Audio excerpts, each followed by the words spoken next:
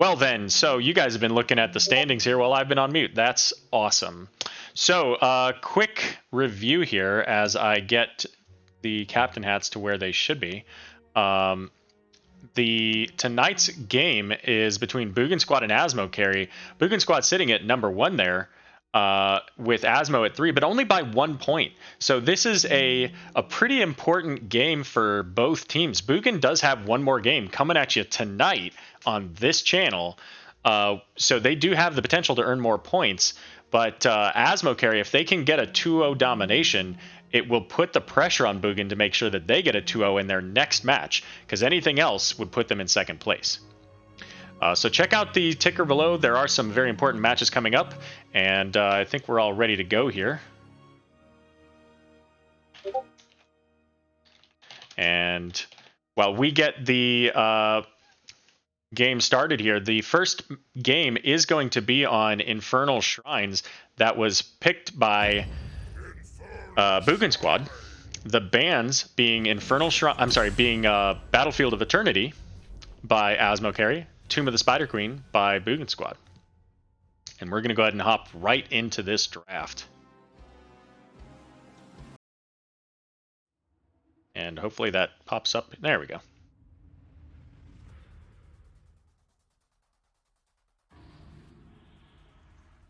And here we go. Sorry about that audio. Good thing I noticed that the little red button was showing. It's not very bright, so it's easy to miss. And if you are here cheering for your teams, make sure you shout them out in chat, because most teams do like to come back and watch the VOD. They like to hear what people said about them. They like to read chat, catch those highlight moments where they made an epic play or avoided the kiss of death from a combo from the enemy team. Our first ban going out on Johanna tonight. And Johanna on Infernal Shrines brings a lot of value. She helps to bring the skeletal defenders together. She helps with wave clear when you get a good wave clear like a mage, like a Jaina or Gul'dan, Kael'thas, somebody that can help to poke the defenders down, but also help clear those waves quickly. Alex being a healer that kind of fallen out of the meta a little bit, but also pretty solid on Infernal Shrines, because when she pops into that dragon, the enemy team's going to have a tough time pushing into that. Brightwing and Tychus on the other side here. And Brightwing, a little bit more of an AoE healer. She kind of passively heals people, but also pokes them with that Q. And when she lands those Qs perfectly, she gets a burst of healing as well. So the big value there is the polymorph that she brings, though. And that CC can really cause a person to have a tough time, a rough day. And Tychus just being a tank shredder. He's absolutely just monstrous about that. So Garrosh and Jaina coming in response to the Anubarak pick for A-dubs. Anubarak, a very strong tank, probably the top tank overall in NGS lately, with his cocoon. And he did get a little bit of a nerf. Frankly, I don't even know that you notice the difference, but it's there. And for I Make the Poopy, we've got an Arthas and a Chromie coming in for Showstopper. So Chromie getting some rework love here about 3 weeks ago, and obviously is available now for selection. And her rework gives her, in some ways it's more wave clear, in some ways it almost seems like less. She can hit things now with her Qs. She can, much like Gul'dan's Corruption, she can triple land her Dragon's Breath. So, on a Shrine map, she's going to provide more value. And certainly at 18, when she get those upgraded talents, can do a significant amount of damage in any of those narrow corridors. Raynor and Imperius coming out. The Imperius being a good ban. It's a percent damage at 1. Sure, he has other talents that he can take, but it just doesn't happen very often. So that's going to be helpful into that Arthas and Anubarak. They want to avoid having to deal with that in the charge stun that he brings. And the Raynor, again, Raynor's a really good hero to have comboed with that Arthas. He does a lot of damage, brings the auto attack. We are going to see an Uther coming out for deconnect. And Uther helping to counter burst, whether it's through a D-shield or just his armor on his heals. And then Cassia helping to blind that Artanis and Phoenix. And on the other side, the Tyrande. So lots of, I don't know, the Tyrande is a little questionable into the Cassia because she gets the resets on her, or I guess the cooldown reduction from her auto attacks. But if you can't hit because you're blinded, it doesn't matter. So we'll see how this goes for Boogan squad. All right, and here we go into game number 1 on Infernal Shrines. Cheer on your team in chat. They won't see it in the middle of the game, but they'll appreciate it later. And overall, the Azmo carry comp is a little bit, I think, more difficult to execute because you've got an Arthas who wants to be in there for a little while, but he does have self-healing. Cassia's got some self-healing if she gets a blind out. Chromie would hopefully not be in range of taking damage, and then Anubarak, of course, with his shields. But Uther just doesn't have the sustain for long fights. So we'll see how that affects them. But on the other side, you've got Tyrande as the main healer, and while she does very well in general, trying to land all of that into the blind coming out of Cassie could be a challenge. So we'll see how that turns out for them. But let's go through these players. So on the right side for Boogan squad, we've got Tom Peace on the Tyrande, Bummernot on the Artanis. We've got Michael playing Garrosh, Campbella's on Phoenix, and Mantis playing the Jaina. Again, this is Boogan squad.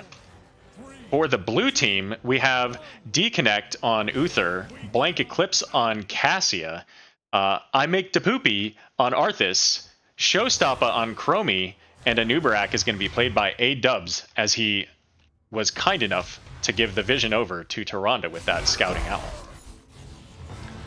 So right out of the gate, we've got Arthas going up top lane to get that top soak.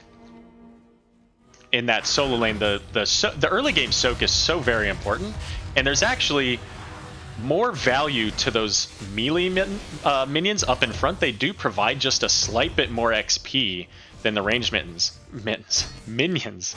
So it's really important that you don't miss those minions at any point in the early game, because you can fall behind very quickly just missing a couple of those minions. Garrosh is going to throw the Uther behind him. Phoenix is going to get a little bit of damage out there, but again, that Uther healing, even though it's on a very long cooldown, it gives him that 25 armor. So as soon as he pops that, he's got a couple of seconds for anybody that he hits to take reduced damage. Lots of armor going to be showing up on these teams here between Garrosh and Uberak with his spell armor on his shield, and ultimately even I think Arthas can get some armor. Certainly he can get armor reduction. Even Chromie can get armor reduction. As both teams are going to go ahead and elect to get their camps here, we'll take a look at talents. Jaina going into the Fingers of Frost, not a big surprise there. Looks like we are going to get the mobile offense, so the stutter step out of the Phoenix, who has currently got no shield, so you've got to be careful there. The Seasoned Marksman coming out for Artanis. Both teams will finish off those camps, and it looks like Azmo is going to get this bottom camp started as well. Chromie is going to go ahead and take this once again the first time, which gives her a third copy of herself, 2 clones, as she's going to get caught out in the middle, and First Blood's going to go over to Boogan squad. A little bit far ahead for that Chromie. You can't be that far up when you're the mage. And Boogan going to go ahead and come down. They now have a little bit of an advantage. They've got this camp pushing in the middle, which Azmo's now going to go ahead and take care of. And now this gives them the freedom to go ahead and come down here with their 4 members, their advantage, and push into this bot lane with the camp. We do see the Root quest followed up by the Frozen Tempest quest for Arthas. That's going to help in these very narrow locations where these shrines are active. The first shrine is going to be a Frozen Punisher in this bot lane. And right now, neither team really has much of an advantage there, other than the fact that we do have a camp being taken in the or pushing in the bot lane for Boogan. But both teams electing to come up here, get their shaman camp, which will provide some pressure. If either team chooses to stay up top and clear that, while the rest of the members are down here on this shrine, that'll give them some significant pressure. But we'll see how that turns out. So we do have Artanis going in for the swap, but actually Chromie's just going to get tossed into the back there. Not a lot of follow-up as she does time trap half of both teams. Gets a Q in there, and Artanis is walking away. Garrosh gets rooted. He's going to pop Unstoppable. The slow's coming out from Phoenix, trying to keep him away, as Arthas is now going to finish the job on the Garrosh. Anubarak is going to dive in, get Phoenix, but he is going to warp out, as Artanis now getting slowed, and he gets finished off by the Arthas as well. So 2 kills going over in favor of Azmo carry on this first altar phase, shrine phase. And they will clear up the bot lane, so they didn't lose too much here. They only lost a little bit of health on the towers. And as you can see in this top lane, both of these, they're equally matched. It looks like it's just slightly favoring Boogan squad because of the minions that were there. Anubarak goes diving in on the Phoenix in the back line there, who had been time trapped. But again, nobody's really paying attention to that. But Arthas is going to get thrown over the side. He's going to go in on Jaina. That's not who you want on your Jaina, but Arthas is also realizing he's got a lot of folks around him. He's got to back out. Arthas is going to get the swap onto Blank Eclipse on the Cassia. Cassia's going to fend in on Artanis. The time trap goes out, catching 3. And Cassia's going to try to walk away here. And she does help to finish off that Artanis, baiting him a little bit too far out. And they will also finish the shrine and get this Punisher. The jump in front of the wall. You got to be behind that wall, guys. Take that safe route. And so right now, Azmo carry's going to get this, if they try to anyways, they should be able to pull this full wall, but it looks like they're actually just going to go ahead and back away. Uther coming up top to clear out that top camp, because it did get some value here. They did get a turret and the wall, so even though they won that shrine, they actually almost evenly traded, other than the kills. They did get the kill count. Little bit ahead in that, so they're a half a level ahead in XP now. They are pushing to try to get to 10 first, and this top lane will help them get that because these minions are coming in closer to them, which means that Boogan has a little bit more time to deal with that. But it looks like Uther's going to leave that. He's going to leave that XP top, and now Artanis is going to go up and get that. So everything I just said, forget it. It's now the exact opposite direction. And it looks like Boogan's going to go ahead and grab their camp in response. And so Azmo carry down here going to go ahead and sneak this before Boogan can have a chance. Anubarak dives in with the stun on the Phoenix, and they are able to take him out before the rest of the team has any idea what's going on. They get Tyrande super chunked. She's going to have to go back. And now Garrosh and Jaina are the only protection that this bottom fort has. And Chromie's picked up her Slowing Sands, which is going to make it very difficult for them to get close enough to do much if she keeps that down. Jaina coming in, getting her Blizzard in on the camp, trying to clear that as quickly as they can so they don't lose this damage. Up in the top lane, Artanis just missed a swap as Arthas misses his root rather wide. And Artanis gets slowed by this Arthas Frozen Tempest. Now he's going to get rooted, so Artanis could be in trouble, but Arthas says, you know what, that's fine. I do have this wave, but he doesn't want to get put into a bad position, so he walks away. 10 coming out for Azmo carry. As previously mentioned, we see that Slowing Sands, the Divine Shield for Uther, the Cocoon, which is basically always the talent you take if you're Anubarak, and Hold Up. Cassia stayed too long. She gets flipped, stunned out of Tyrande, and only one bounce of that Lightning Orb, and she gets deleted by Jaina. Let's take a look at, excuse me, Jaina's quest there. 8,300, so she's coming, she's about halfway to that 15k needed to get that Ice Block and the upgraded Fingers of Frost here. Only 4 globes away before she'll get that additional 10% bonus. Boogan squad picking up their camp. This next shrine being in the mid lane, and it's a Mortar Punisher. So the top camp is not going to get potentially as much value as it could when you're fighting over the bot lane, but it's still important to have. and pushing in these lanes. You want to have this going while you're team fighting, because then the lane does the work for you as opposed to you having to do it yourself. We also do see the Cindergosa and the Lightning Orb, Lightning Ball, as I mentioned there. So Azmo's going to go ahead and clear out this camp. They want to keep the Shaman camp pushing. That's going to give a little bit of advantage over the Boogan squad. They're already at 14, 15 now, and they have the Ring of Frost, Purification Salvo, Purifier Beam, the Shadow Stalk, and the Warlord's Challenge. So they do have a pretty significant combo there if they can get that executed with a Taunt Ring, perhaps. And then the Purification Salvo. So Anubarak's going to dive in on the Garrosh. He's going to get thrown away. The Ring's going to go out.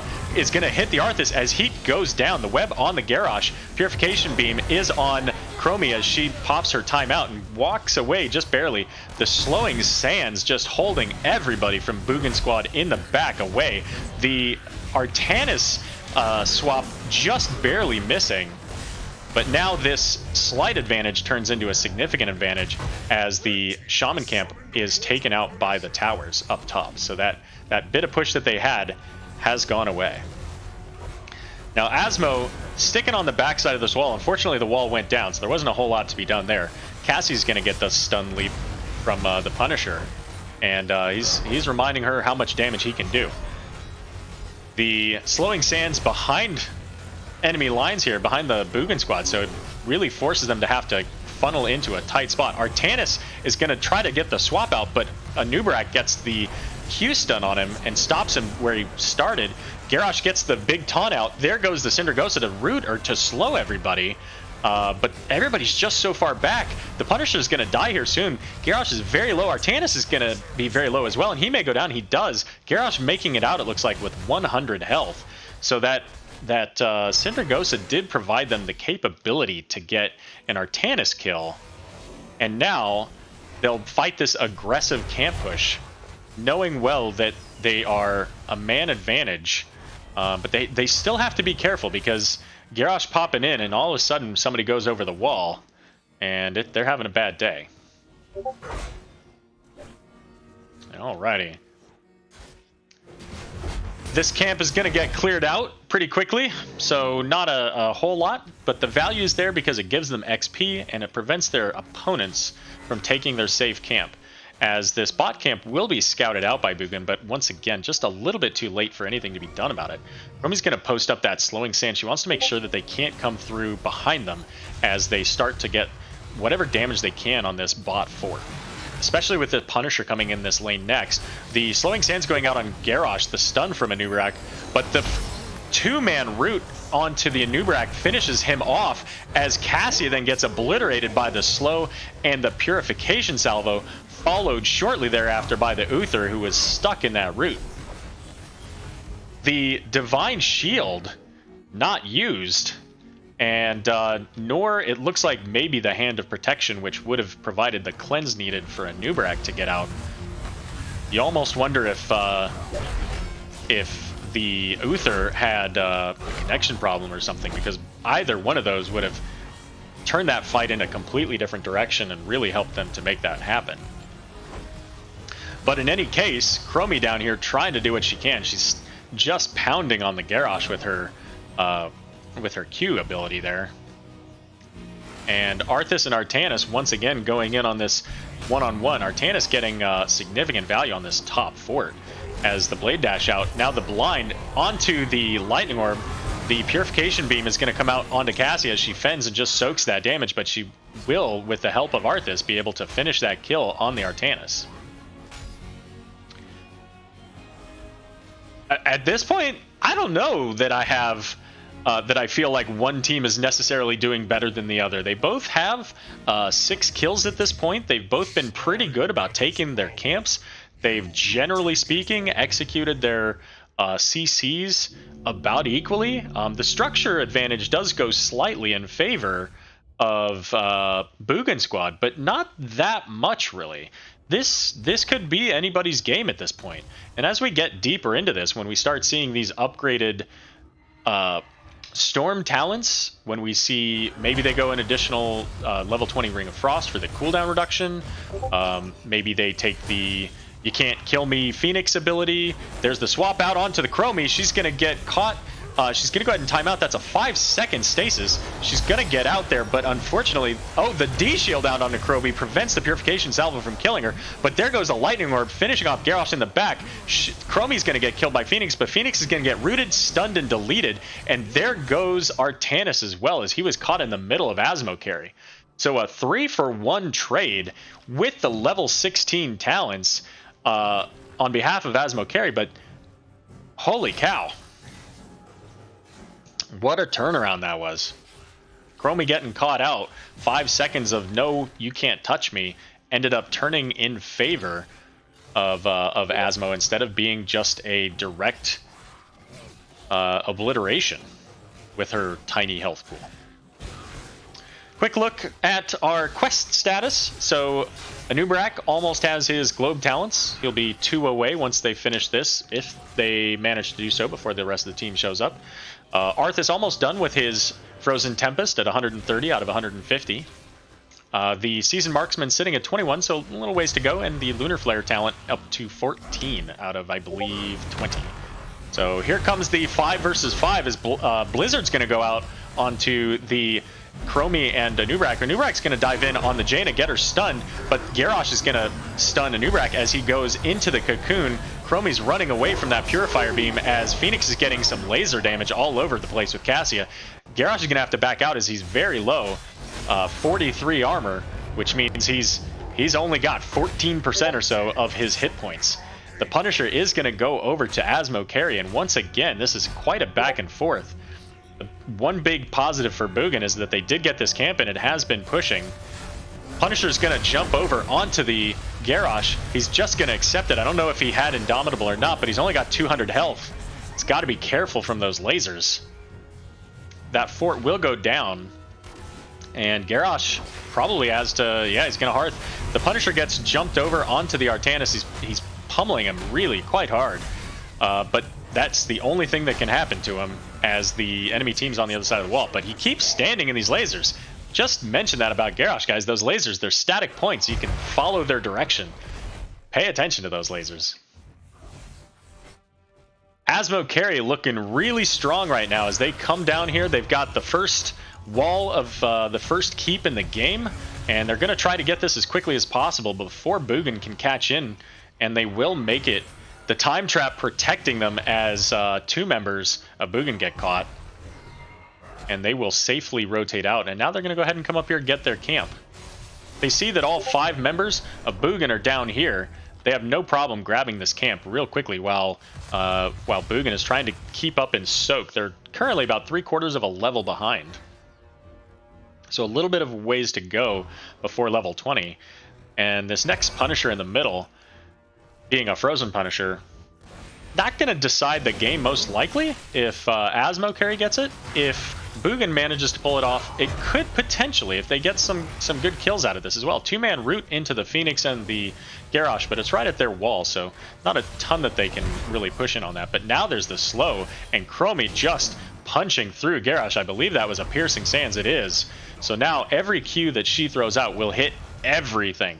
And when you come into this shrine, if you come in through one of those choke points, especially with the Chromie slowing Sands, which I believe stacks up to 50% slow, 70% slow. So the longer you're in there, the slower you're going to be. Chromie's going to get swapped, but she's going to pop that stasis to prevent the damage.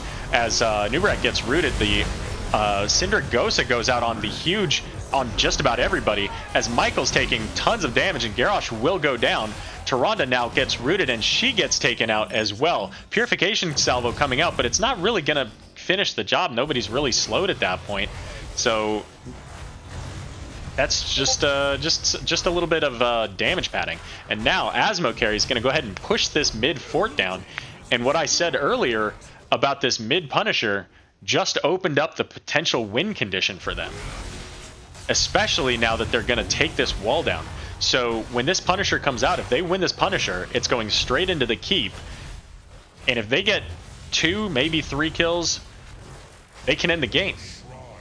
Maybe even 1, depending on who they get. If they can burn down that Jaina and keep her damage out, I'm not sure that the rest of the team can prevent the damage from the Punisher and the team from taking down this core.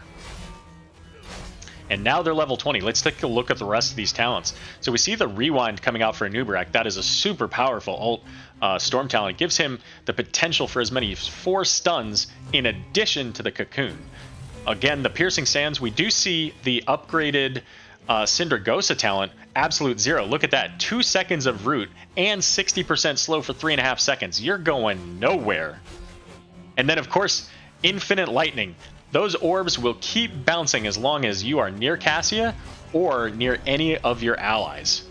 So a whole lot of damage potential coming out and CC potential coming out on behalf of Azmo carry. And Boogan is still 3/4 of a level away. They're trying to soak whatever they possibly can safely, as this Punisher is now coming in to their keep. So this is going to be a huge fight for both teams. If Azmo can win this just a little bit, they could potentially win the game. And Boogan's got their back against their keep. They've got to defend this. Garrosh is going to get stunned by the John Cena. The roots going out hit Artanis, Tyrande, and Phoenix. As Phoenix loses all of his shields, Artanis is going down as well from the shields and the lightning ball. Phoenix gets lifted up by the Groundbreaker from Garrosh, but there goes the Cassia, thanks to the damage of Jaina here and a little bit from the core, I believe. Garrosh does make it out, so he's going to heal up a bit. But right now, the Punisher's on the core. It's got 3/4 of its health left, and the only person damaging it is Tyrande, who gets stunned by the Punisher and chunked down to half. Garrosh is doing his absolute best to protect the Jaina, because Jaina is the only one that can stop this absolute train wreck from taking place. As she gets stunned by the Uther, Uther's going to take the keep shots. He's going to go down, but he'll not be coming back because he took the upgraded D-Shield. It doesn't matter. The Punisher is going to keep going, and it finishes the core. GG, and well played.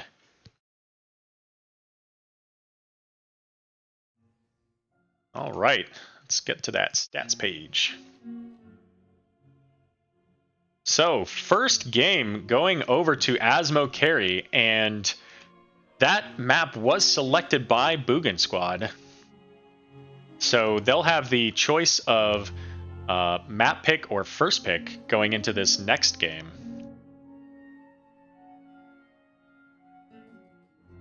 Just crazy numbers out of this. Chromie and Jaina, you know, as their burst got greater throughout the match.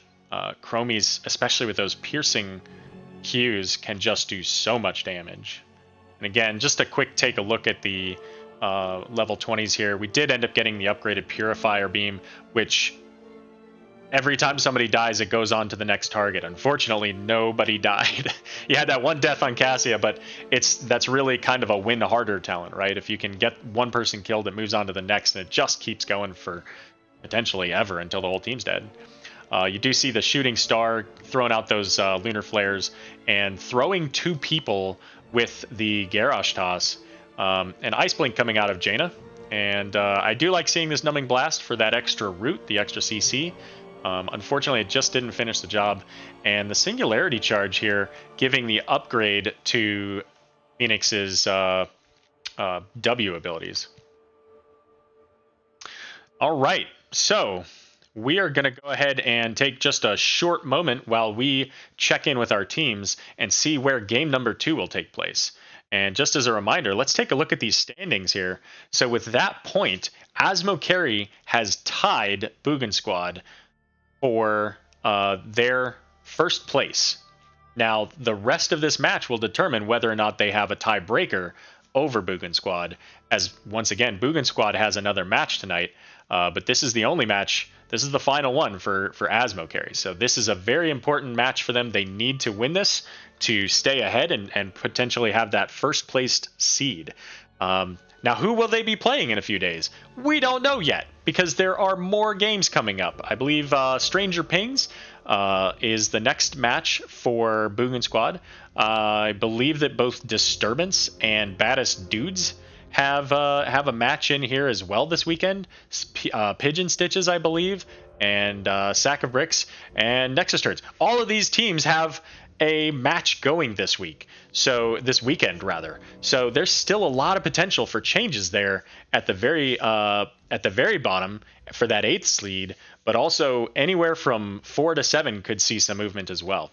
So we'll be back in just a moment as we check in with our teams. But until then, here's a quick look at our Patreon because we like to keep things going. And we could definitely use the support of any of our viewers or participants in NGS to do so.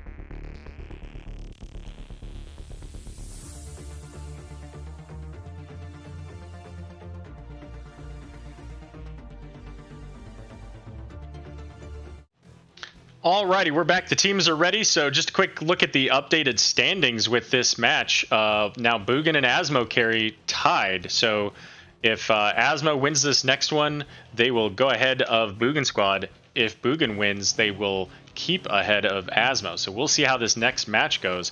Our map is going to be Volskaya Foundry. And this was selected by Azmo carry as Boogan squad elected for first pick. And we're ready with one team checking in on the second team. I believe they are ready to go. All right, so we are going to go ahead and get this started up.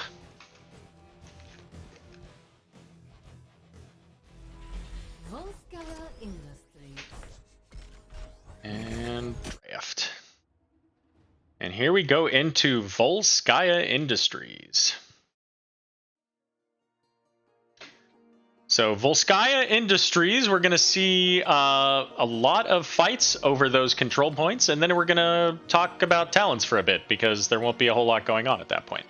The main thing that we want to see out of this is we want to see some camps being taken, and I think both teams were pretty on top of that for the most part during that game, so I don't want to say that there's one team I think that has the advantage over the other, at least from a macro mindset. They both seem to have that at least going for them. So it'll mostly depend on kind of where they take their draft and who's going to pick them up. So right out of the gate, we see an Arthas ban.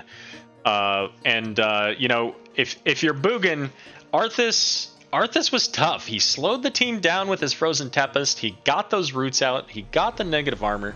He caused just havoc with Syndragosa, and same with the Chromie, both the slows and those Qs, so no surprises here. Those are both heroes that could be really painful for Boogan to deal with on those control points. And Johanna again coming out as the first ban for Azmo, followed by the Anubarak. That was their tank, and clearly they don't want to give that up as a first pick to Boogan squad. Johanna. And Jaina, of course, pretty much does all those things that I was just talking about. She helps to slow the team down. She provides some zoning. Welcome, Slexia. It's so nice to see you. Thank you for joining us this evening. And so she provides some damage control, some zoning control, some slows. She can help with the camps. She can provide that burst. She can provide that CC. So all around, she's a really positive hero. And she also kind of prevents maybe Azmo from taking the Garrosh, as she just can keep that Garrosh slow, and a slow Garrosh gets absolutely nothing done in this game. Let's see, what else we got? So we've got Tychus coming out for Blank Eclipse, looking to shred those tanks. And ETC, so once again on these control points, a lot of people end up sitting on the control points. So an ETC by I Make Da Poopy, who was in the solo last game, so we'll see if he actually does that again this game. But the ETC giving some pretty significant control over those points with the mosh pit, and so far anyways, there's not a lot of potential for preventing those mosh pits. Jaina certainly can't do it. Alex can when she's in dragon form, but if you're at that point, it's probably too late. So really, so far, the Stitches is your only real consistent way to do it. So we'll see what else they pick up. As the ban's coming out for Kael'thas, again, not a big surprise. Kael'thas can be really difficult to deal with if whether your team's good at splitting apart or not on these control points. He just provides so much value in making your enemy team split apart, causing blow up, what have you. And we do see Decon coming out with that Uther again, and Showstopper with the Alarak. Alarak making some plays tonight. I want to see it.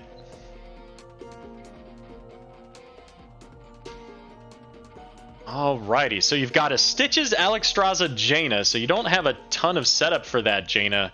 So I almost expect to see a Water Elemental coming out, because the Kerrigan is probably not going to provide enough for that, I would think. So I think we'll see. I think we'll see a Water Elemental, unless Jaina's just amazing with geometry and she can drop those rings and get it exactly where she wants to be. So Blaze is going to be picked up by A-dubs.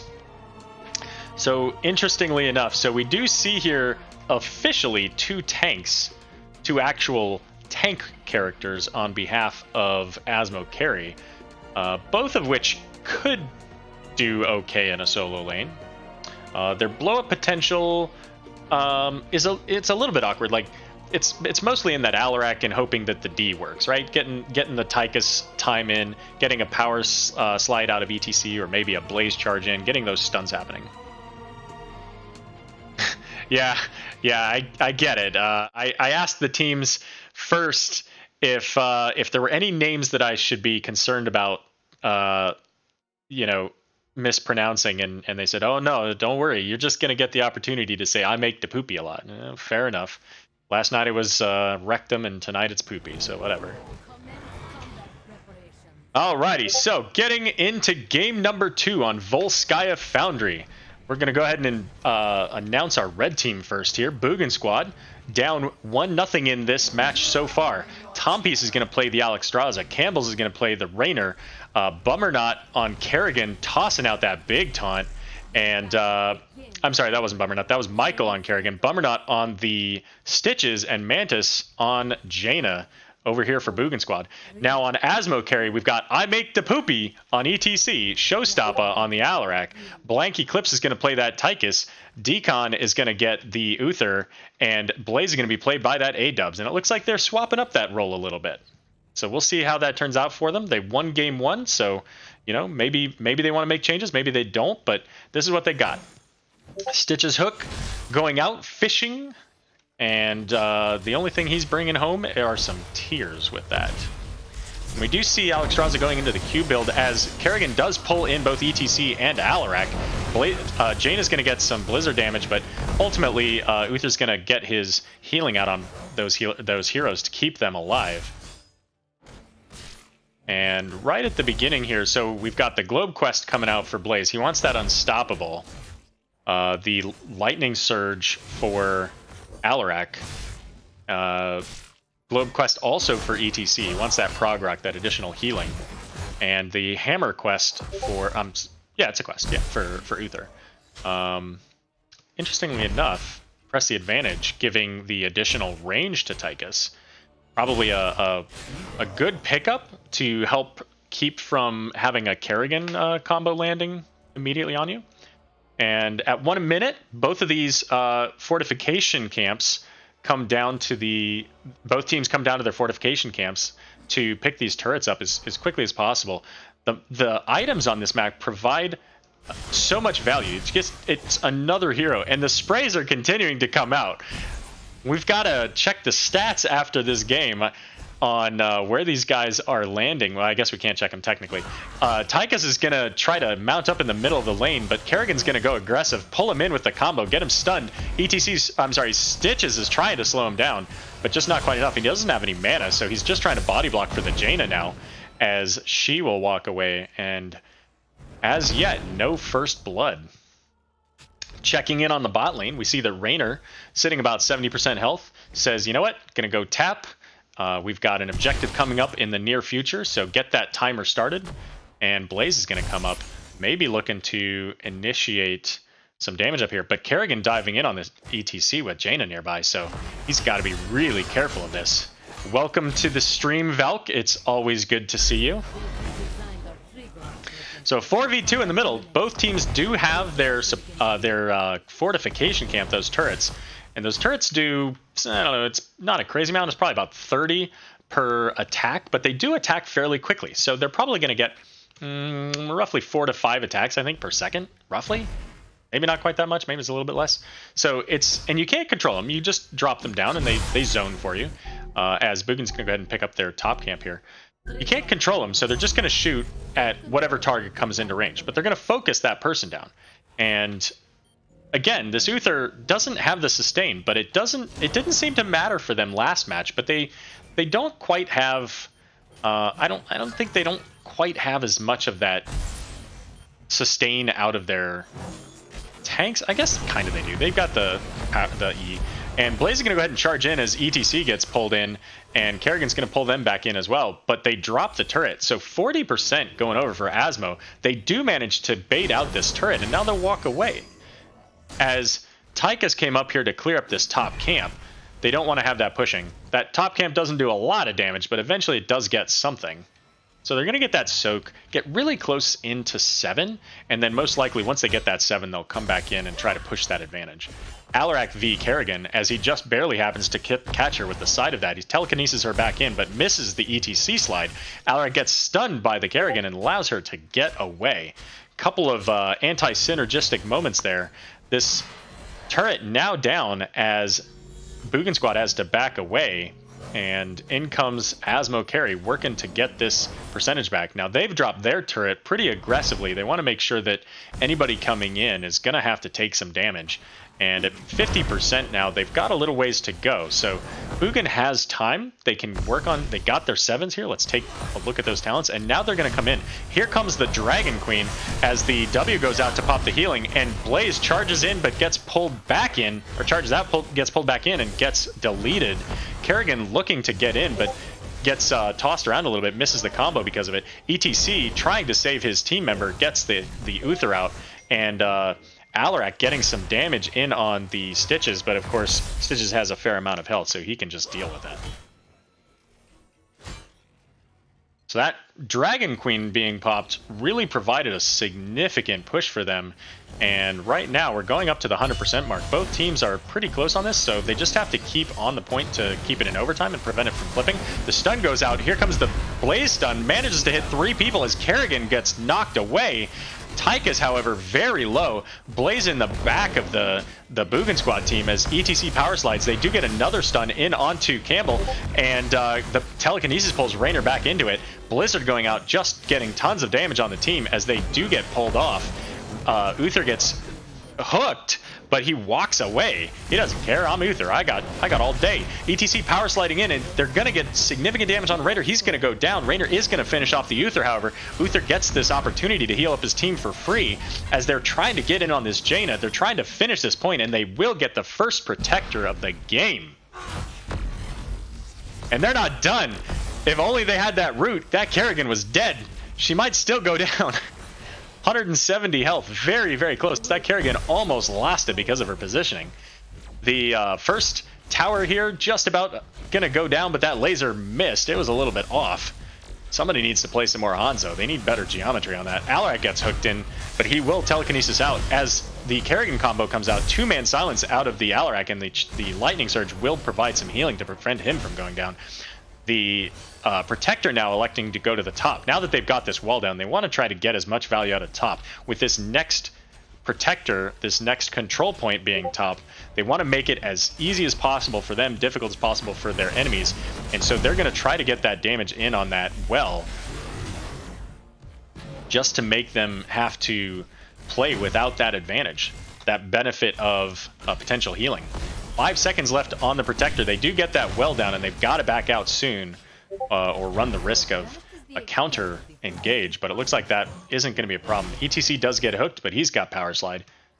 He's not playing this game. Kerrigan's going to soak this bot lane as 10 just coming online for Azmo carry, so now Boogan Squad's got to be careful. And here's the minion wave now. Blaze is going to catch almost all of it. I think he might have missed 1 or 2 minions there. But we do see Kerrigan picking up her camp as both Uther and Alarak are together working on theirs. We got some friends coming for Boogan. So level 10s, we see a combustion coming out of the Blaze. Been seeing a lot more of that ever since they increased the cooldown on Bunker. Bunker's still a really good talent, but with that higher talent, it just makes it, or higher timer, makes it a little bit more difficult to time perfectly. You do see the Mosh, the Counter-Strike, the Divine Shield, and Tychus's Odin.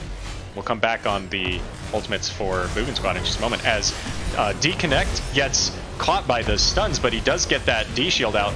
The Kerrigan getting silenced and does end up going down, but Raynor's Hyperion getting huge damage onto Azmo carry. Tychus is going to pop Odin. They do manage to get that support camp, I believe red team took it, and Bummer's gonna drop it, but he's just taking so much damage from the whole team here, but he keeps getting healed. Between the support camp and Alexstrasza, he keeps going. Blaze charges in on the Rainer, significant damage getting pummeled onto him. He's slowed because of that oil spill, and unfortunately, Tom Piece on the Alexstrasza just not able to keep him alive.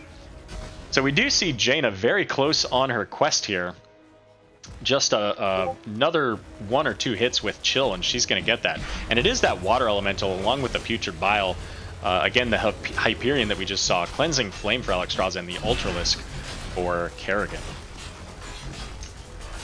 So, overall, probably about what I would expect for these teams. Kerrigan's going to jump in questionably without the help of her fort, but she did not get punished by that ETC or Blaze combo. Blaze doesn't have a whole lot of mana, and he doesn't want to lose the 2 turret advantage that they have right now over Boogan Squad, since they had to drop that turret on death. Alright, so we've entered that transition phase where there's not a whole lot to do other than soak.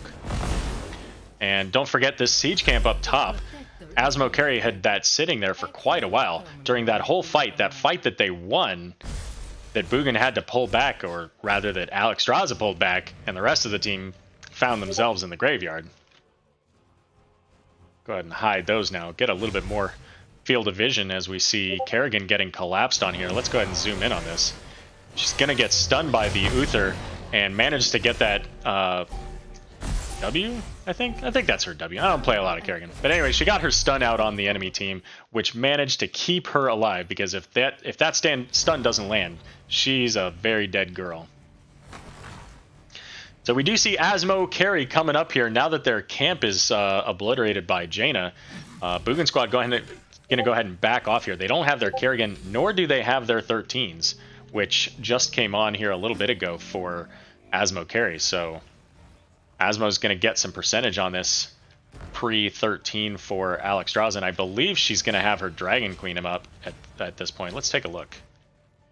Close those out. And it does look like Dragon Queen is up, so that will be available for them when they come back into this fight. So they've got time. They have 60%.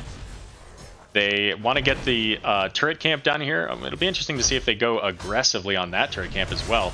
Kerrigan thinking with the Ultralisk combo that she can finish this, but the Counter-Strike goes out. Unfortunately, it's not enough, and he will go down as ETC tries to come in to save him, but just a little bit too late. Blaze is going to stay in that top lane, try to get as much time on this control point for this Protector as he can. And now Boogan Squad coming in to try to get some damage on this. The Divine Shield going out to keep Blaze alive. We might see the hook. We do, as he goes down and once again loses that turret. They get that turret back, and Stitches says, "Give me." Stitch is hungry. And now it is Boogan Squad's turn to get on this control point, get as much time on this as possible before the Blaze comes back up, before that Divine Shield is back up, and try to get this second Protector going. We do see the support camp is up. They could potentially take this, and they are going to go ahead and do that between Jaina and Kerrigan. And Azmo maybe has an idea that this is going on, but Tychus isn't anywhere nearby, so he can't really do too much to stop that, and they will get that support camp. So if they can get in here, they have all 5 of their members close. Uther's going to get caught by the hook. Down goes the turret, getting some damage. They do pop that biotic emitter just to make sure that they get this Protector, and they will finish that. So the second Protector, top Protector now going over to Boogan Squad. They lost game 1. They want to get as much value here as they can, because they've got to win this game to stay ahead of Azmo Carry, to ensure that they can go into the next game and keep that first place position. That laser much better position, that first laser being quite perpendicular. You only hit the wall. You didn't get everything that you wanted. I guess a little bit of zoning for the heroes maybe. As Kerrigan's going to go back and clear their wave, try to soak that XP. They are just a little bit behind, but they'll catch it up here as they kill this turret, at tower, whatever they are. But they don't actually get that tower. And now ETC power sliding in on the Alexstrasza. What are you doing there, Alex? She tries to get away with the Cleansing Flame and just barely makes it out. And now Azmo Carry looking in the back like, what just happened? What did we do here? How did we miss that? We had 3 stuns and the telekinesis and didn't interrupt that cleansing flame. So good on Alex Straza for managing to get out of it, but you got to be careful there. You can't be in that position. You can't be behind the protector. You can't have you in between the protector and the enemy team. Laser going out, trying to get a little bit of damage on that enemy team. And we do see the end of the timer. As Stitches gets a hook on the Blaze, the Blizzard going out, but he pops Unstoppable as ETC gets a 2-man mosh, 3-man now mosh, as he walks into it, the Stitches walks into it, the D-shield went out, I think I heard, and Combustion gets significant damage out there, but nobody, well, I'm sorry, Kerrigan just went down. The ETC super chunked, and the Blizzard hitting on the Tychus, and who else is over there? Uther, I think, was the other one.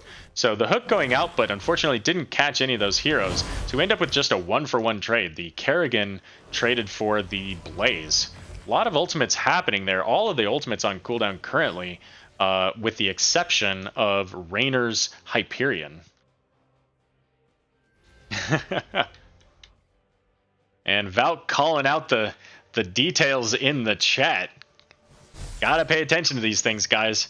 Watch the timing, use those shields effectively from the protector, use it to help your team, and use those roots, combo them with the lasers. It's a nice massive burst. You get a root on a hero, you punch them in the face, you get a laser on them, and they're probably going to die. That root also with the W out of the protector, just sitting there and channeling that machine gun right onto their face, and just about anybody, maybe not the tanks, it might be a little difficult to kill them, but the just about anybody else is going to die just from that punch and laser combination.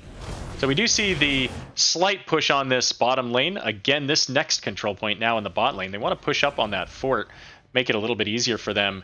They did take out that well, so they basically are setting up so that the next fight is a little bit more favorable for them. That being said, Boogan's got a heal camp, they got a fortification camp, and right now only the one fortification camp, the one turret available for I Make Da Poopy. So they're a little bit behind on the items, and 2.5 minutes until that next support camp is going to come up.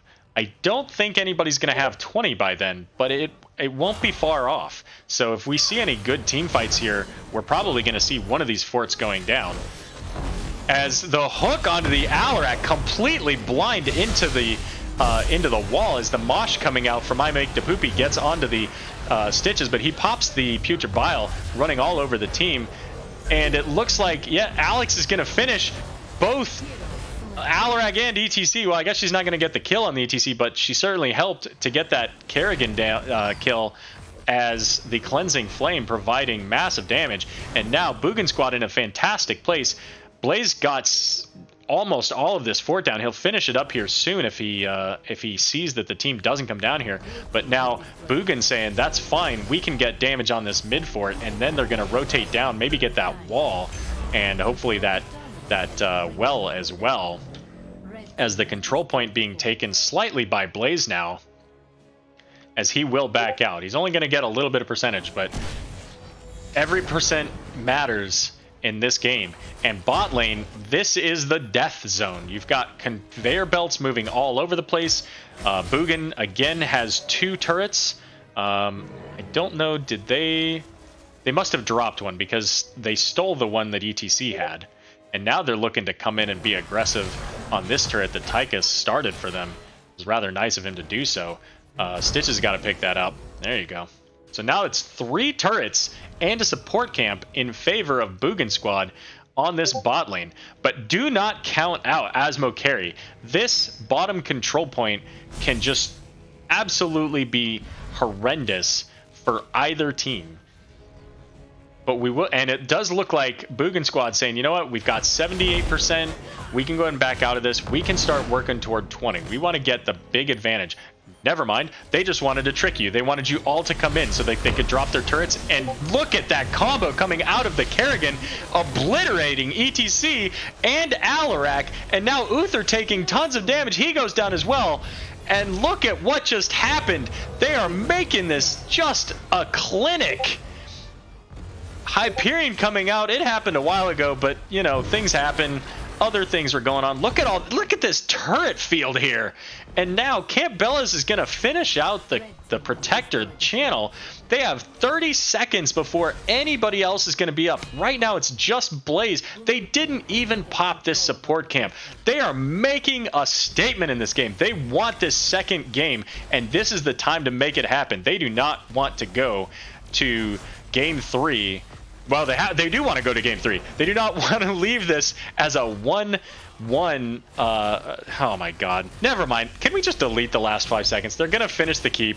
They want to make this a 1-1 because they've got to get this extra point. They want to make it so that when they go into the next game, that they have the potential to be in first place and Azmo Carry can't catch them. Alrighty then, so the second keep about to go down. All of the members of Azmo Carry are up. They do not have 20s. We do see the Wintermute coming out for Jaina, so that upgraded Water Ellie. We see the upgraded Putrid Bile, and ETC power sliding in. He gets rooted. He's probably going to go down here, but the Divine Shield saves him for long enough to help kill that Kerrigan, but he will die shortly thereafter thanks to that dragon. And Blaze follows him shortly. Alarak now, this was a really questionable fight. The Protector was walking out. You didn't have the 20s, and you engaged in anyway. Now, Boogan Squad walking in with a 4-2 advantage, looking to kill the Uther, who did not take his level 20, so he won't be coming back. And now they are marching on to the core, and there is nothing stopping them from taking this victory. They've got Raynor for the damage. They've got Jaina for the damage. I'm sorry, Tychus is there, but he's not going to do anything. He's just gonna lower his KDA. And ladies and gentlemen, game number 2 gonna go over to Boogan Squad. And we are now tied at 1 game apiece.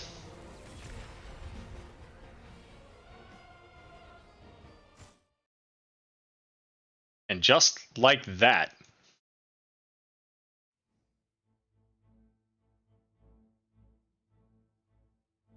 we've got Boogan Squad picking up the W.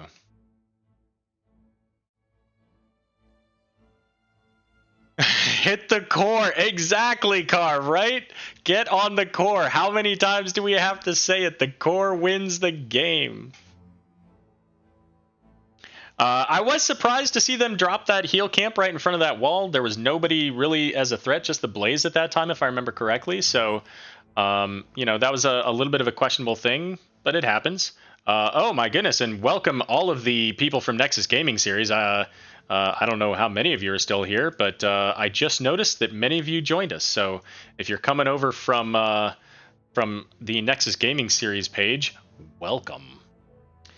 We are currently in the middle of watching Azmo Carry versus Boogan Squad, and with that point now, Boogan Squad goes once again up in the point standings. Let's go ahead and take a look at those now that I've updated them on the page. So Boogan Squad now at 23, Azmo Carry at 22. So what we're seeing right now, this next game, if Azmo Carry can pick up this win, they'll go 2-1. They'll have the tiebreaker over Boogan Squad. So they'll be at 23 points. But don't forget, Boogan Squad is playing in a couple of, well, in 30 minutes. They have their next game. So Boogan Squad has another game that they can win points and stay ahead. So this is entirely on Azmo Carry. If they want to capture first place and retain it, they need to win this map, and they need Boogan Squad to lose 0-2 in their next match. So we'll see what happens next. We'll be back in just a moment as we get set up for this next map, and I'm gonna send you over to take a quick look at the Patreon because I like to do it.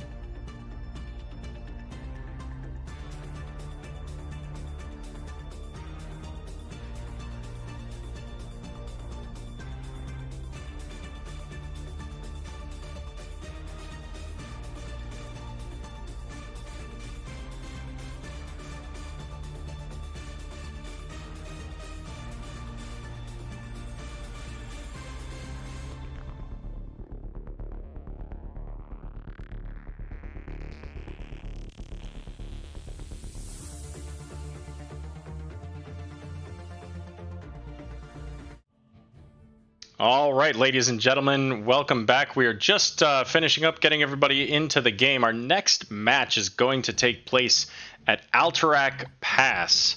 I have to say this is one of my maybe one of my favorite maps. Not necessarily because I love the map. It's an alright map. I do enjoy it, but you know what? I'm a WoW player. I've been doing it a long time, and you know what? I played in those old school days when Alterac Valley took days of time as opposed to the 30 to 40 minutes that it takes. I don't know now roughly.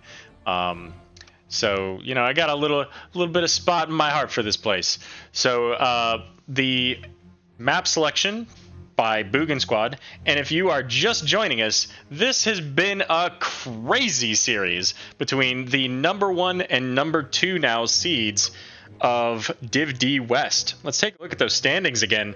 23 to 22 points currently in favor of Boogan Squad, sitting at first place with the 22 Azmo. Now, if Azmo can win this, they will be tied, but Azmo will hold that tiebreaker. So we'll see what happens here. Boogan Squad does have another match, and the teams are ready to go. So let's get this show on the road. Let's go. Starting up. Alrighty then, so we are going to be going to Alterac Pass.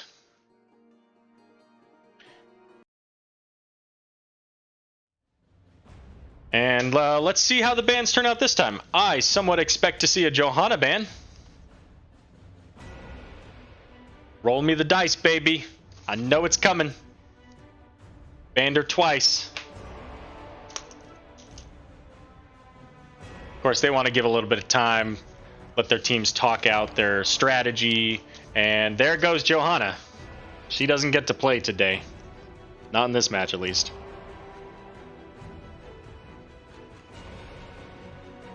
And in Div D and C and some of the other divs, you tend to see bans targeted more specifically at the heroes that the enemy team plays, as opposed to what's hot in the meta, which is an example as to why you don't see a lot of Zeratul bans or Maiev bans here in Div D and Div C. Those heroes not seeing a ton of play. Certainly they do see some, but and when they do, they're either incredibly effective or complete trash. So, you gamble with it a little bit. We do see the Kerrigan ban. Kerrigan had some absolutely amazing combos that game, and it could have gone either way multiple times, as Anubarak now being banned out thanks to Boogan Squad. Anubarak just a really solid tank, and you know what? Here, when you're fighting over these capture points, you don't want to have to deal with a Cocoon coming in, suddenly making your team fighting down a 4 versus 5. But Garrosh being picked up into the Jaina, so Garrosh is going to be a little bit, he's going to struggle a little bit with that movement, so we'll see if there's anything that Boogan Squad can bring to that. But we do see an early Alex Straza pick, well before Azmo has had the opportunity to not select the Ana, so we'll see if they pick this up here.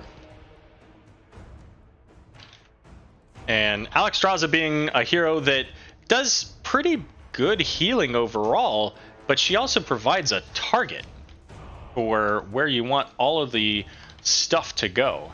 So they choose not to go into that Ana. I have to assume that they just aren't, that's not a hero that they're comfortable with, because Ana just shuts down Alex Straza's healing. Just basically says, nope, you can't have it.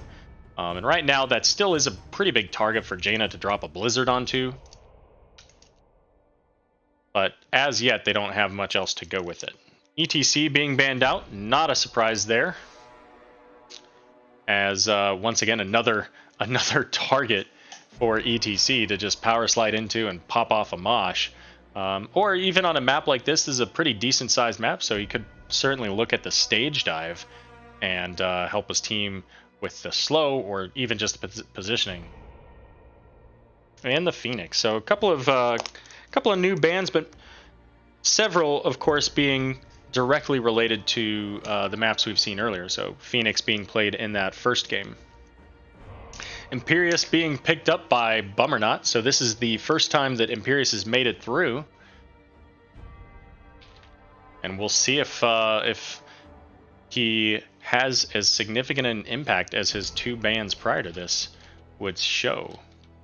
Mephisto being picked up for Campbellas. Mephisto is one of those heroes that doesn't see a whole lot of play, but when he does, if you play him well, he's just a beast. He does so much damage if you can get those Qs to land, if you get those lightning novas. And the thing about those Qs is that on a map like Alterac, there are a lot of narrow corridors sitting around those prison camps, sitting in the lanes, what have you. So Mephisto can get just a ton of value. And we are going to see, look at here he is!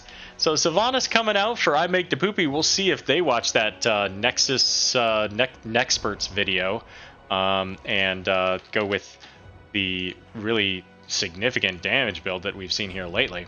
And Zeratul coming out for Mantis. So I'm looking forward to this. I want to see what kind of value this Zeratul can bring. We do have some pretty squishy targets on the Azmo carry side. And if you're going to bring an aggressive comp with that Mephisto, with that Zeratul, getting in on those backliners, you got to be really good about your positioning. You got to understand how your hero works. So we'll see how it goes. This is the time to do it. You want this win, so make it happen. All right, Game 3 starting here on Alterac Pass. If you're here to watch these teams, shout out to them. Say something in the chat. Let them know you're here and you're here to support them. Calling out the teams on behalf of Boogan Squad, we have Michael playing that Garrosh. Alex Raza being played by Tompies, Mantis on the Zeratul popping off the dance moves, Imperius doing the limbo with Bummernut, and Campbella's getting some sprays from the Mephisto. It's Boogan Squad. And on behalf of Azmo Carry, we've got A-Dubs sitting on that Stitches. That's not an appropriate skin, but that's not my job. That's their job to call that out. We got Blanky Clips on the Blaze. We've got Sylvanas on I Make the Poopy, or the other way around, I guess. Showstopper on the Jaina, and D-Connect on the Brightwing. So we'll see if anybody brings that up here. And let's zoom this out a little bit because people are lurking. We got Zeratul lurking in the bottom. And take a look at those talents. We got that Valorous Brand talent at the level 1 for the percentage damage. They want to get that into the Blaze and Stitches as the hook goes out. Doesn't connect with anything. A little bit of damage out there. So the main stacking that we've got here, we've got the Jaina, of course. We've got the Shadow Dagger stacks for Sylvanas that she's going to want to complete.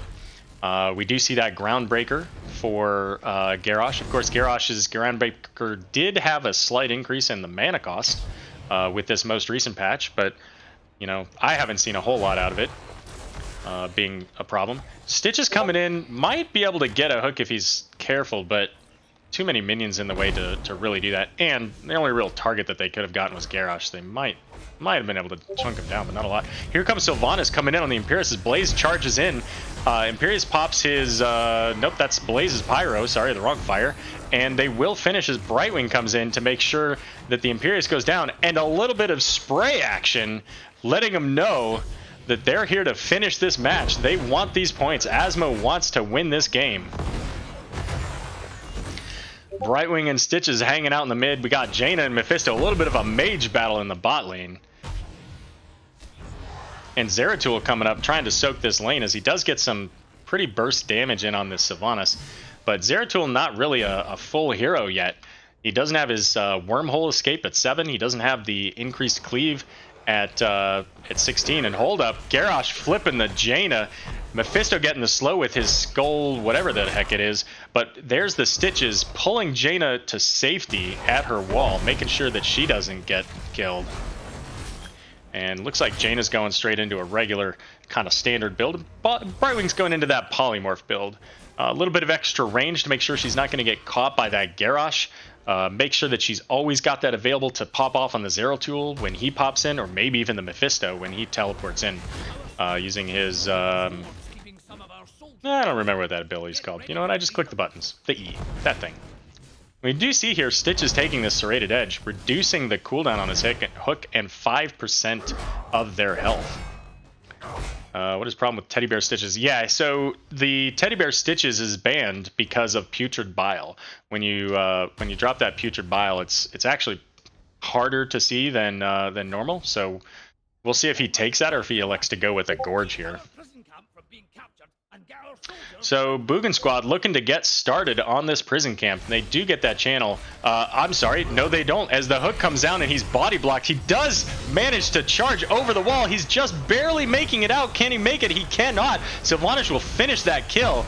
They will not get that prison camp started. Hook coming out onto the Garrosh, that 5% just doing the work, as they will get 2 kills for nothing, starting with that hook right onto the Imperius. And Jaina now will channel, but she's going to get interrupted. Nope, she's not. Just barely missed it. When you come to these prison camps, especially when there's only 2, help your teammates. Pick up those minions. Prevent them from interrupting the channel. Give them the opportunity to channel. That can save you several seconds. It can get you started 5-6 seconds early, especially if there's only 2 of you. Same thing on Garden of Terror if you're ever there. So now, Boogan Squad coming in. They've got level 6, almost level 7 ready to go for Azmo carry, as Imperius is going to go in deep. The channel coming out from Mephisto will not be able to stop it. Here comes Imperius. He's at half health. Garrosh as well. They're going to get this big heal from the Dragon Queen. They keep trying to stop it, but they don't make it, and Garrosh is so low. Imperius is deep in, but they will get that Blaze kill thanks to the Alexstrasza. Brightwing finishing off the Imperius.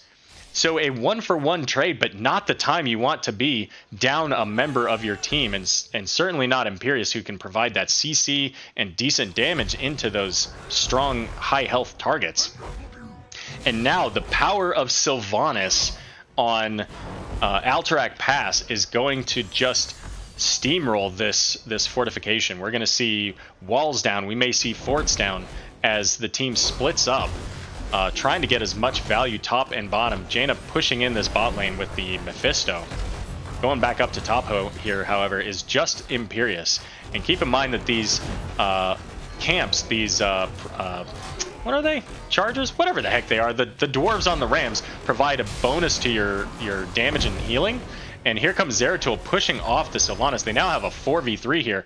Unstoppable, procced by the Garrosh, but Stitch's hook will get Sylvanas out of there, keeping her from getting Wrecking Ball tossed into the enemy team and potentially destroyed. We do see this bot lane ending up going down thanks to the Blaze and Jaina pushing in, as that 5th member was down here trying to stop that. But you know what? At this point, with a Sylvanas push, even though it's just the first one of the game, the fact that you only lost the first fort and you only lost half of this top one could have been a lot worse going into this and having your Imperius dead as well. And I believe this is the first camp we're going to see of this game, with Azmo carry coming over here to pick this up. This camp here, every attack from these gnolls in a cleave will reduce armor by, I believe, 2, and it stacks. It might be 3. Stacks up to 20. No, it's 2 per, but it's a cleave, so it hits everything. It's going to reduce the armor on the towers, and if you didn't notice, they recently added a little quality of life there that makes it so that now the structures also show the negative armor. I think that only shows here. Well, I need to pause. Not me. I can't do it. And we do have some internet issues, as you may be able to see in the chat. So we'll go ahead and take a quick moment while we're doing that. Kick the roommates off. Tell them to get off Netflix. Stop streaming the porn. So unfortunately, we're not going to be able to tell you what these heroics are because they haven't been selected. Boogan Squad a little bit behind. They're just about to hit 9, so they've got a full level to go. We do see, again, up here in the top lane, the Blaze versus Imperius. In the bot lane, however, Jaina and Brightwing looking to get some XP value, push this lane up a little bit. They're going to have catapults. Well, and they're not catapults, they're reavers on this map, but you know what I'm talking about, those that extra push. That's going to help them get some damage in on this well in the beginning and then eventually up to this wall. And of course, 4 members of Boogan Squad got to defend this in the middle. So here we go. So same build coming out of Alexstrasza, and now look at this. We got this slow coming out, Sticky Flare from the Brightwing. Honestly, personally, I'm a little bit surprised just because of the fact that we've got this poly. I would have thought that they would have taken the Q here as well, but it does do damage, right? It's additional slow and it does percent damage, so maybe that's what they're going for there. But we do see this Putrid Bile, so keep an eye on that Putrid Bile when we see it. It is a little bit harder to see, and I would think on a map like Alterac where it's very blue and white, that this Putrid Bile could be a little bit difficult to catch, but we'll see how that goes. The Emerald Wind, the Ring of Frost, the Combustion is going to help set up that Ring of Frost. We'll hopefully not see the anti-synergy with the Emerald Wind. And then, of course, the Mind Control. As Mephisto pops in, gets a little bit of damage out there, but gets caught because Mephisto, when he pops away, leaves a shadow image of himself exactly where it's going to be. Look at that blue. That's impossible to see. And here comes Garrosh walking through all of it, as he has to pop Unstoppable, but he gets pulled back by the hook, slowed down by the oil. Alex is trying to keep him up, but it's just not going to happen. Zeratul getting some damage. They're trying to get into this heal, keep themselves alive, and now 5 versus 3, they're going to get started on this camp. They have 20 seconds left as we see Angelic Armaments for that Imperius. Oh, and the pause, but that doesn't pause the timer. I'm not sure what you're going for there, Zeratul, unless you're testing a theory. Anyways, so we do see the Void Prison, we do see Warlord's Challenge, the Consume Souls, and Cleansing Flame out of this Alexstrasza, as they're going to come back here and try to get set up to protect whatever structures they can. The bot lane being really probably in danger here. They're looking to defend mid and this top, but the bot lane, when that cavalry there we go, cavalry, that's the word I was looking for. When they get there, they're going to push in. There we go. That's what I'm looking for. Somebody to come prevent that keep from going down. So we're going to see the poly onto Garrosh. He's going to get the Unstoppable, but there goes the Emerald Wind. Anti-synergy with the ring, but the big taunt onto 4 members of Azmo. Doesn't matter. He's going to get obliterated because he's the only one there. And here comes Sylvanas shutting down this tower. And now we're going to see that push that we talked about earlier with Sylvanas and the cavalry just melting this fort.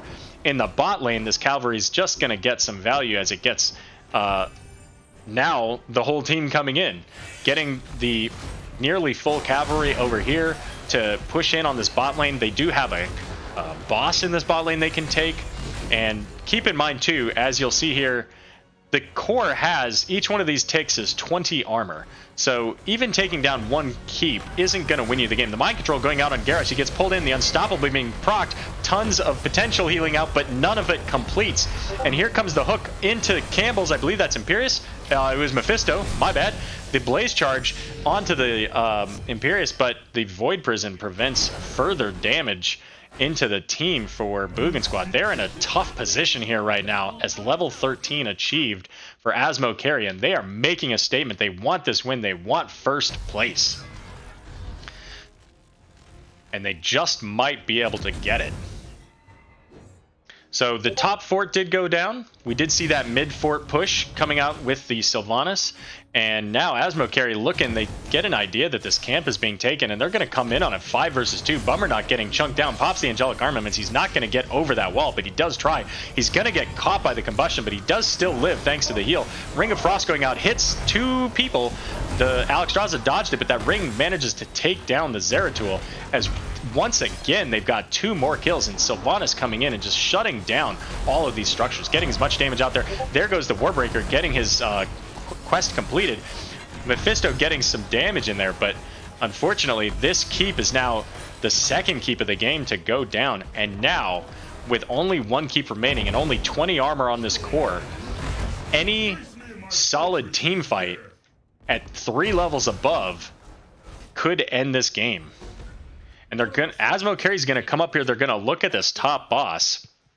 They're gonna see it, right? They see this wall does provide vision, so Boogan Squad knows that they're doing it, and there's nothing they can do about it right now. They're a full talent tier down. They're trying to get their 13s. They've got to try to make something happen before Azmo Carry gets to 16, or it's just going to be another wipe fest. And now we're seeing Boogan Squad perhaps a little bit late, maybe looking at this boss call, but yeah, you got to turn around and go deal with this problem up here now. You've got a boss in the top lane. You got to save that top keep. You've got the prison camp getting started, and now they're going to start channeling. Now see, once again, like I said at the beginning of the game there, if they would have done that, gathered up all those minions, they would have had that. But the hook into the Garrosh, the Blaze Stun manages to hit a couple of them, root onto the people that are in the Void Prison, so it doesn't even matter. Cleansing Flame going out, Mind Control on the Imperius, pulls away. Sylvanas is solo, she is going to get out with the wave, as Jaina's Blizzard is going to obliterate the Garrosh. Blaze Stun stopping both of those people in the mud. Mephisto barely able to get out, but Imperius and Alexstrasza are not so lucky. That Blaze Stun in that mud is going to keep them locked down, as the longer you're in there, much like that Chromie slowing sands, will keep you locked down, prevent you from getting out, increasing your slow. And now the cavalry coming out for Azmo carry, as they will push against a 5-man squad coming in for Boogan squad, and we'll see if they can actually keep their core alive. With 2 cavalry going right into the core, we've got a full 5-man out of Azmo. They've got a talent advantage, and the B-steps coming out from Michael. He doesn't want to show anybody. He might be a little embarrassed if he had to show those B-steps, but he's doing them. He's got to get that rank up on B-steps in the Div D West there. And here comes the first cavalry, as Boogan still B-stepping. They expect this game is over, and that hook just barely missing Alexstrasza. She does pop the heal. The Garrosh popping Unstoppable to try to get out. The Putrid Bile going out, slowing everybody. In the back, we've got the Consumed Souls. Imperius going down to the Jaina. Flip goes out onto the Blaze, I think that was, and he does get the Warbreaker stun.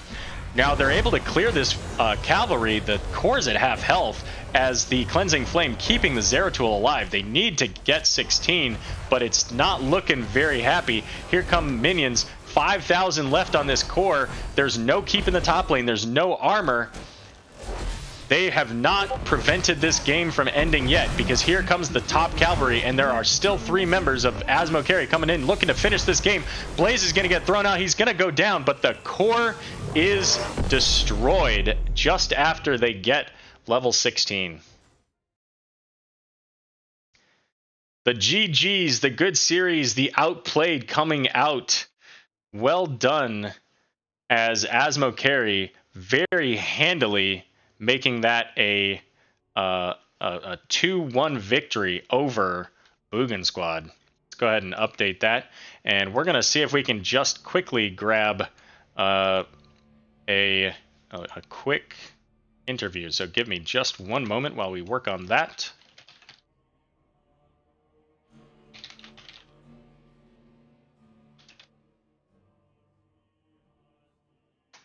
So we do have our double header matchup for Boogan. We're going to see Boogan here in just a couple minutes. Let's see. Let's show you those talents there.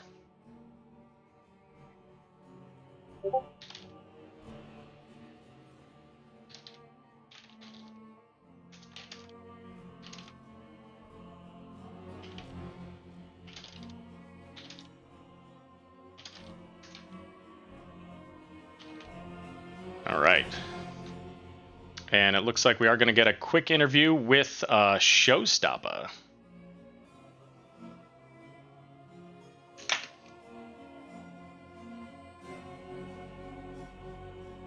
Pull that up here.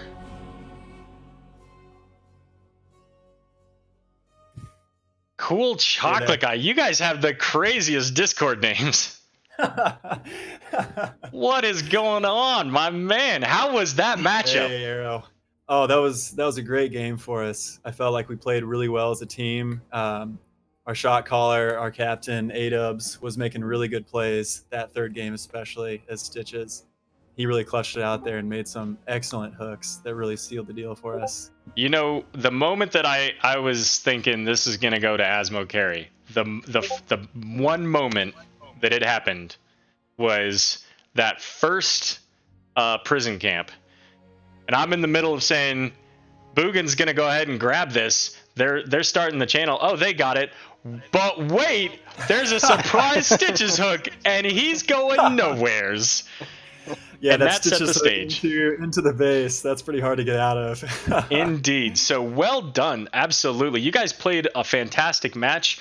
2-1 over Boogan squad. Do you know where that puts you in the standings?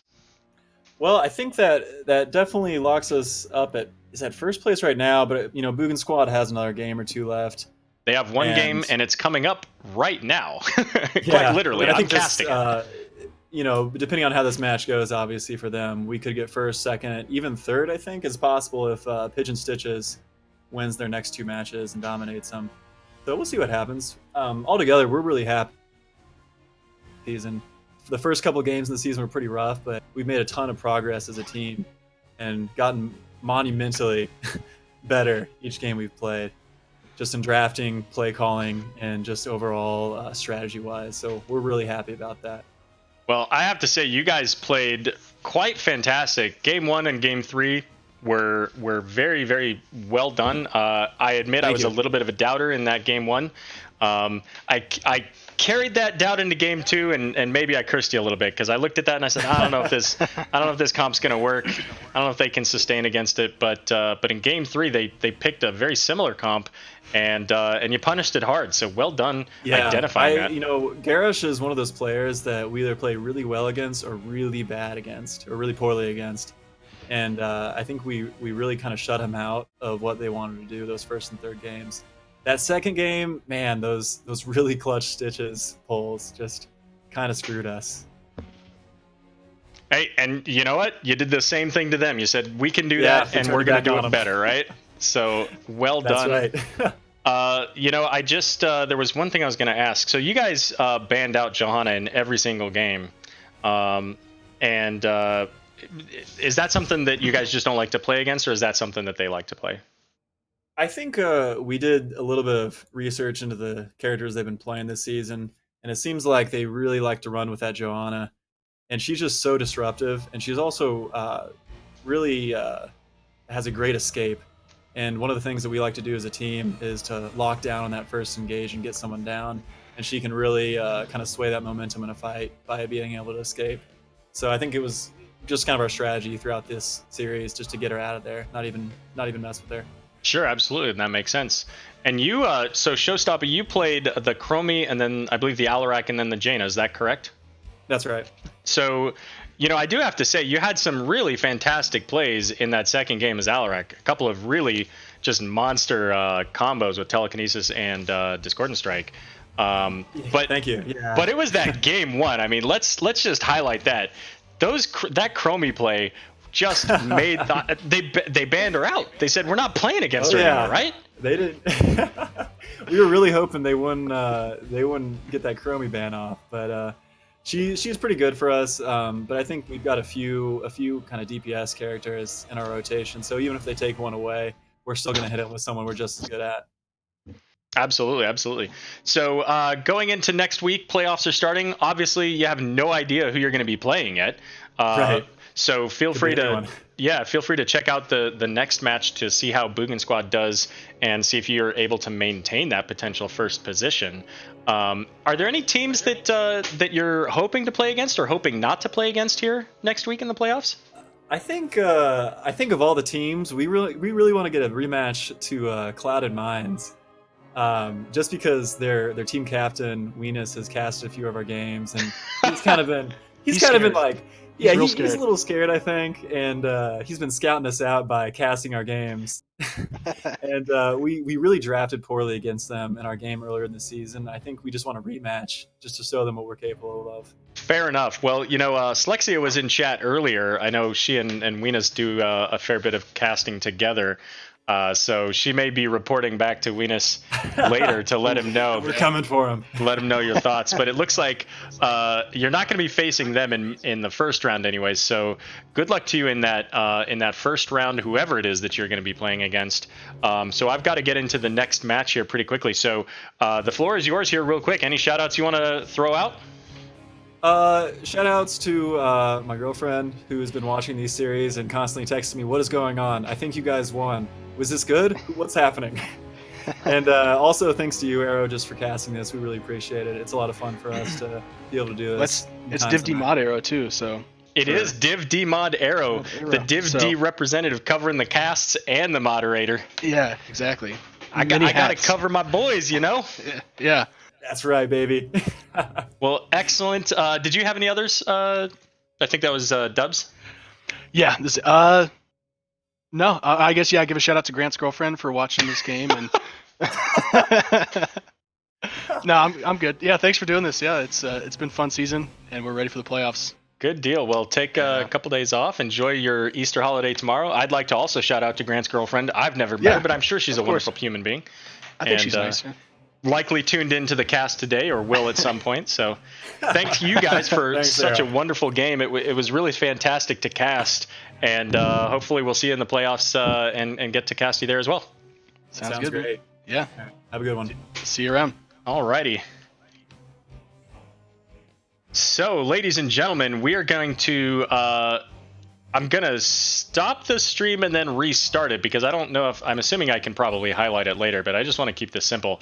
So